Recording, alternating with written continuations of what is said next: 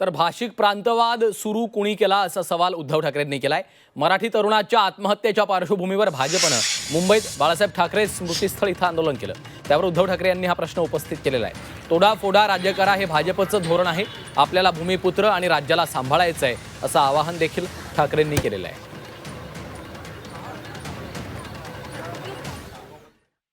आता महाराष्ट्रामध्ये समोर बोललो होतं मराठी माझी आई आहे, आई मेली तरी चालेल। आता जो आई मेली तरी चालेल हा राग हा ज्यांच्यामध्ये जे बसवत आहे त्यांच्याकडनं दुसरी अपेक्षा काय करेल।